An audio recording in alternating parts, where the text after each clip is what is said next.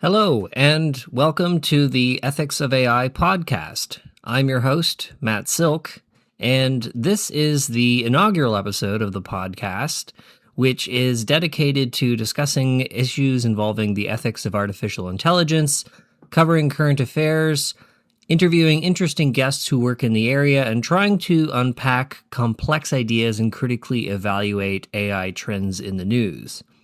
The podcast is a production of the Ethics of AI Society of Waterloo. The Ethics of AI Society is an interdisciplinary society dedicated to examining the philosophical, ethical, and social and political implications of artificial intelligence. I'm also the co-author of an Inquirer's Guide to Ethics in AI from Broadview Press. In keeping with our group's core philosophy, the ethos of this podcast is that it will try to avoid taking a one-sided approach to covering the issues. In other words, we will avoid being too pro-AI or being too anti-AI at the same time, and rather focus on critically thinking about these cases and trying to figure out whether our ethical responses to these kinds of cases are consistent with how we might respond in other kinds of cases if AI wasn't used, for example. For our first episode, I decided to try to keep things simple and go solo for this one. So the idea is that we're going to be discussing some current affairs involving artificial intelligence in the news. We'll go now to our weekly news coverage. So one of the top stories this week involving artificial intelligence was the announcement that Val Kilmer, an actor who passed away last year, will be appearing in a new film entitled As Deep as the Grave through the use of generative AI. So this comes on the wings of previous news that actors such as James Dean, who passed away in 1955, will also be appearing in a new film through the use of AI. And even last year, there was a film entitled The Brutalist, where they used generative AI to enhance the Hungarian dialogue of actor Adrian Brody. And this was considered controversial as well. Now, it's interesting in this case because the director has pushed back against criticism that he's essentially forcing a dead man into the film by noting that he has the permission of the family. The filmmaker had designed the film with Kilmer in mind, and then when Kilmer passed away from throat cancer, they decided that they did not want to recast the part. And instead, through the cooperation of Kilmer's estate, they managed to reconstruct a performance using generative AI by assembling the role from archival material and digital tools. According to Reuters, the director noted, "We are 100% confident it's really the right move with this specific film, and we're really, really looking forward to everyone being able to judge it for themselves." The issue of using an actor's likeness for the purposes of generative AI in media is also not likely to go away either. In addition to James Earl Jones, who signed over the likeness of his voice to Disney, there have also been actors such as Matthew McConaughey and Michael Caine who have also signed over their likeness rights for the purposes of using generative AI. Cases like these capture the public attention, I think, because they involve the intertwining of several different ethical issues. The first concerns issues relating to labor fairness within acting within Hollywood. A couple years ago, there was a strike both by the Writers Guild and by the Actors Union, and part of the agreement included new stipulations regarding how AI should be used, but nevertheless, there are still some concerns about the fact that obviously if you're a bigger name, it's going to be much easier for you to sort of cash in on your likeness and to be able to generate passive income from that. And in the meantime, there's still the concern about how this affects other actors who might be trying to make a name for themselves in Hollywood and what kind of roles might still be available if AI is being used. Another significant concern is the issue of consent, and this is coming up quite a bit when it comes to deceased actors, because There's this question about whether you can sort of fully get consent from somebody to use their likeness after they pass away in ways that they can't necessarily predict or account for. And is it appropriate to use a deceased actor's likeness for the purposes of creating new media and new content? There are some out there who would argue that you should essentially let the dead rest in peace, and so we might consider this to be unethical or disrespectful towards the dead. Finally, there are those who might be concerned about the effect that this is going to have on filmmaking and other forms of media as an art form, particularly if you're essentially reusing old actors. Is there a concern that not only that we might enter a kind of cultural stagnation where we're constantly sort of reusing likenesses and images and people that we know, but on top of that, that something like this sort of is, again, because this is a commercial product, there's a concern that essentially this is sort of shameless commercialization of someone and that it is inherently unartistic because of this. Now, often in these cases, it's very easy to paint with a broad brush and say, well, this is, shameless commercialism, or this is just sort of cashing in on a dead person's likeness. However, this is a kind of interesting case where obviously Kilmer's likeness was intended for the role, and the director decided that he didn't want to recast the role in light of Kilmer's death. And so there was artistic reasons for actually choosing Kilmer's likeness. This wasn't just sort of done simply for the sake of name recognition. There's also the question of the family's consent for using Kilmer's likeness. However, I think this kind of raises an interesting question as well about to what extent can a family speak on behalf of a deceased person and grant the ability to use someone's likeness. In the past, it was more common to use things like copyrighted works, and a family might agree to use a copyrighted work of a deceased family member for the purposes of some kind of new artistic project. But in this case, it's directly using their face and likeness. And so there's this ethical question, I think, that also gets raised about to what extent does the family get a say about how their ancestors are used and their likeness is used for future projects? And do they have a duty to consider what the deceased person would have actually wanted in that case? For example, in the case of Kilmer, who had just recently passed away, the family might have had greater insight given that he had already been attached to the project and had shown interest in it. But that's very different from the idea of bringing back someone like James Dean, who's going to be appearing in a role relatively soon.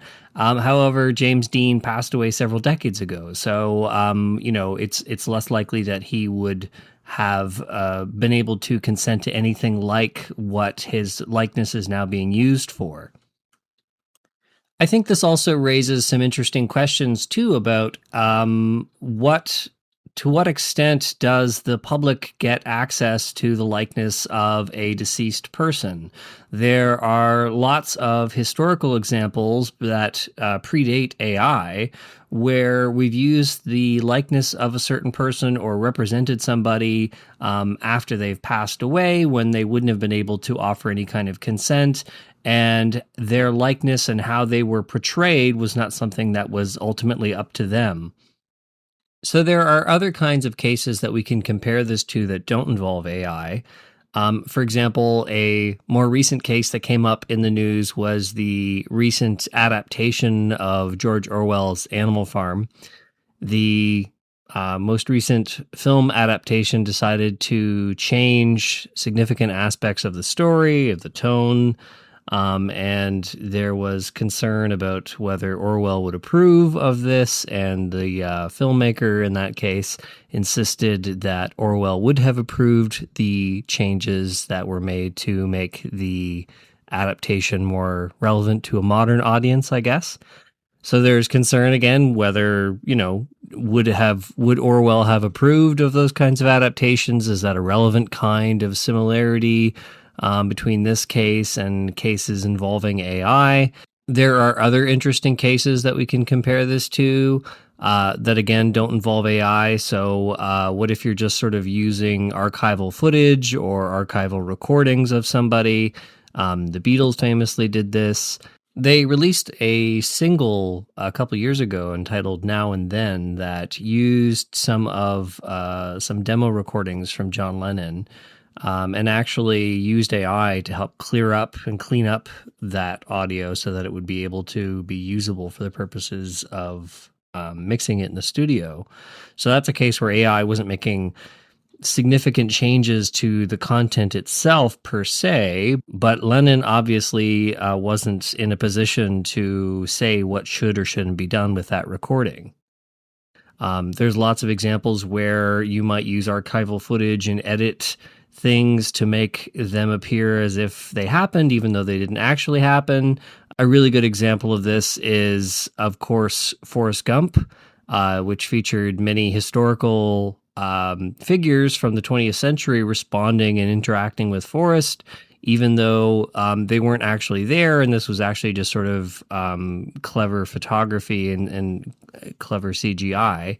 Nevertheless, you have Forrest Gump interacting with these historical figures, and there's an interesting question there about whether those figures would have approved, and does it make a relevant difference if you're not using AI in that kind of case, if you're just using archival footage, strictly speaking. And of course, there's also an interesting question about how far removed or how long does the deceased have to be before their likeness and their sort of story becomes part of the public imagination and the public domain. For example, so if you have a film about Abraham Lincoln, who is a real historical person, and his family still exists, can you make a adaptation about Lincoln's life and have someone portray Lincoln and make use of his likeness and all these other kinds of things? In a case like that, we don't normally consider that to be ethically problematic. So then the question becomes, well, is there a sort of relevant difference? If we were talking about a far more recent president, who had just passed or something like that, would that make a relevant difference? Would it make a difference if they're still alive? And does it also make a difference if you're using AI or not? If you're just using an actor who looks a lot like them, or if you're just sort of using their likeness, recreating it using makeup or CGI, do these make relevant moral differences? In other words, is the technology making a relevant moral difference? Or is it really just that we're focused on the idea of using one's likeness in ways that people didn't necessarily agree to? And if that's the case, then this isn't necessarily an AI issue. It's in fact a sort of long-standing issue that perhaps we need to consider more in depth. In other news this week, the tourism minister of Newfoundland, Andrea Barbour, got into some trouble after she posted a social media post trying to advertise a tourism in Newfoundland. She was trying to advertise National Tourism Week, and the post featured a image of herself, a selfie that had been altered by AI. She featured the image featured her in front of the building. However, AI had altered the facade behind her so that it no longer featured a caribou silhouette. So she received a fair amount of criticism from the public for this. And in response, she said, "I really don't know a lot about AI, to tell you the truth. It was something that I just used to combine two photos." She added, "I see what happened there, and I regret putting that photo up, and I feel really bad being an artist myself." In fact, the outrage was so widespread and targeted at her that in response to these allegations in the legislature, the minister broke down in tears in the middle of the legislature. Again, obviously, she was very apologetic for what she did. And she noted that social media is a terrible, terrible place. Now, to be fair to those who were critical of the cabinet minister, the facade, as I mentioned, had been changed in the AI image, And so the image no longer featured a caribou silhouette, which is featured above the doorway and is there to honor the Royal Newfoundland Regiment. So I can understand why there might be some concern about this, but nevertheless, if you look at the original image that she had taken, this silhouette was incredibly tiny and in the corner and probably wouldn't have been noticed by anybody anyways.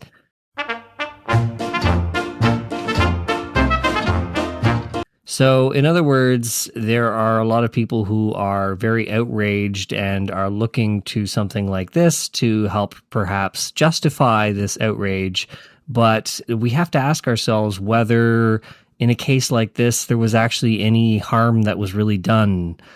Few people would have noticed the caribou silhouette anyways, and besides that, the image itself didn't contain any kind of information that presented any kind of misinformation on the part of the minister, and nobody lost any jobs because of this. So we have to ask ourselves, was there really a serious risk or harm that was done in this case? Nobody is under an illusion, I don't think.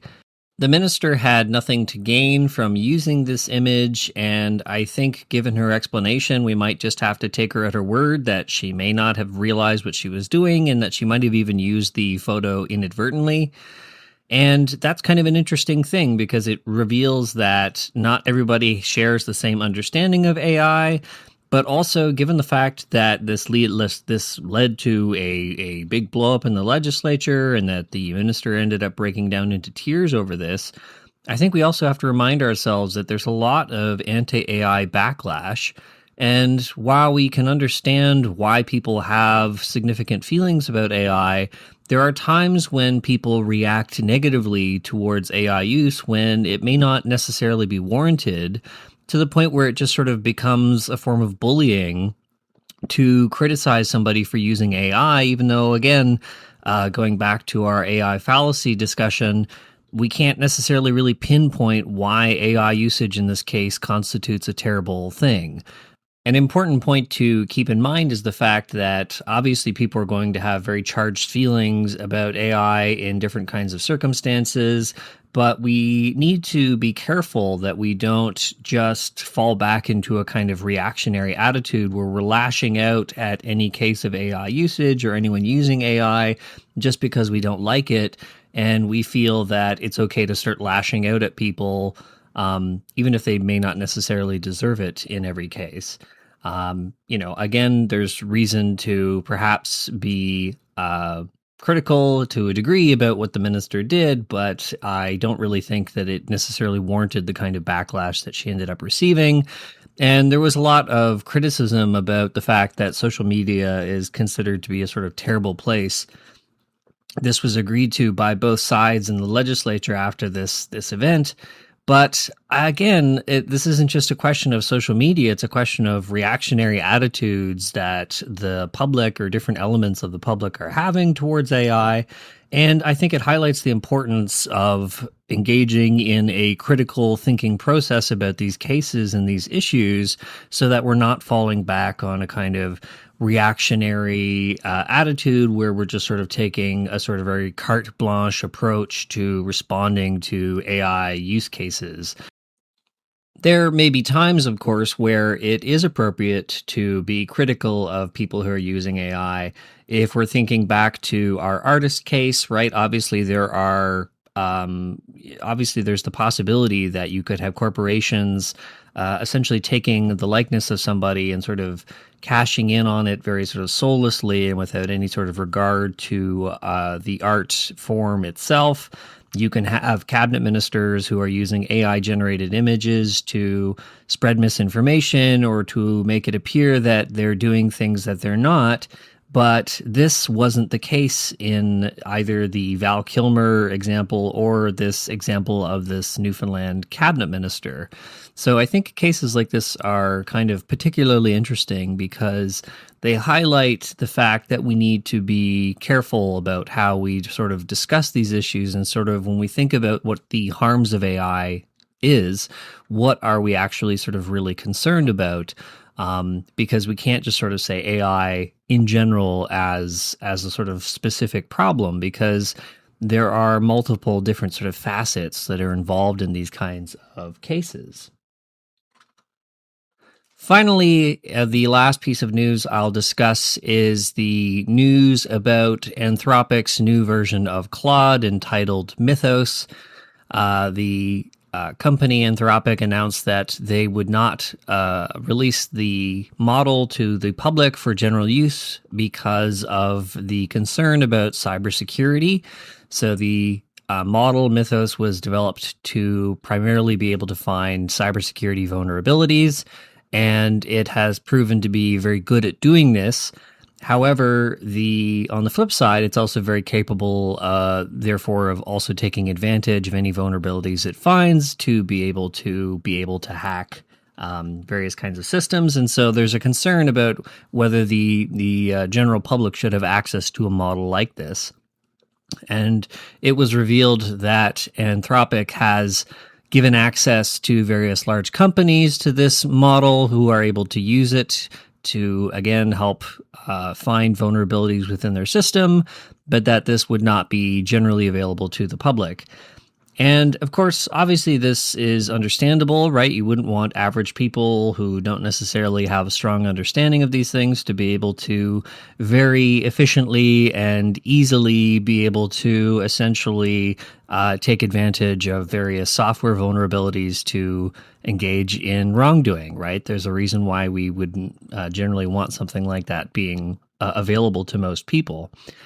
But I think a case like this reveals, too, that we are, to some extent, stuck in a kind of arms race when it comes to cybersecurity, where now by using AI in order to help bolster cybersecurity, you therefore also make it easier and more possible to engage in exploiting vulnerabilities, particularly being able to use AI to take advantage of vulnerabilities.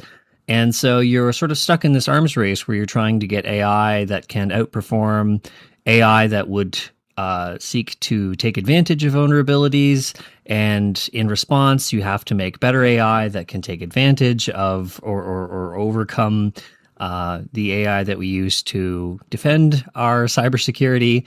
And so essentially we're stuck in a kind of giant arms race. And this is the interesting thing about arms races, is that it's not necessarily easy to just not do this, because if you don't, someone else might. And also you want to be able to build up the strongest defense you have. And if in the process of doing that, you end up making the attacks stronger, then again, there's not necessarily an easy answer to avoid this kind of situation. So this is a kind of case where a lot of people, I think, were worried because of the power of this thing and the fact that it has limited availability to a certain sort of select group.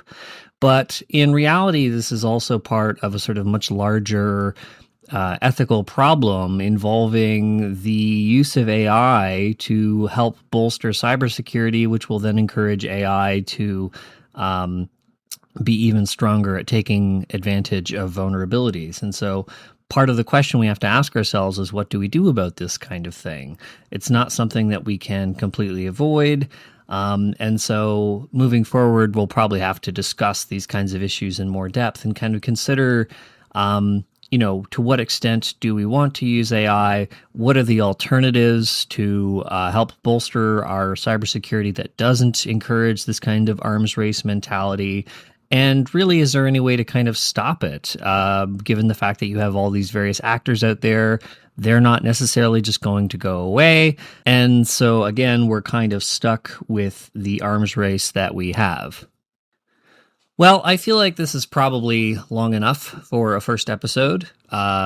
Given that I'm doing this one solo, I doubt anybody wants to hear me go on for too long about these cases, but I thought that this would be an interesting experiment in discussing some AI issues that are topical, and hopefully you'll join me for future episodes where I'll be inviting guests from time to time to discuss AI ethics-related issues, and to consider things that are going on in the news and that have captured the public's eye, in more depth and with greater critical thought.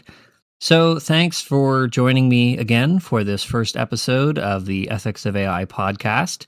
Once again, this is a production of the Ethics of AI Society. If you haven't had a chance to, you should check out our website. The link is going to be in the description, and have a look at what we've done. Also, if you haven't, be sure to take the time to have a look at our past symposiums. We have them available at YouTube to watch at your leisure.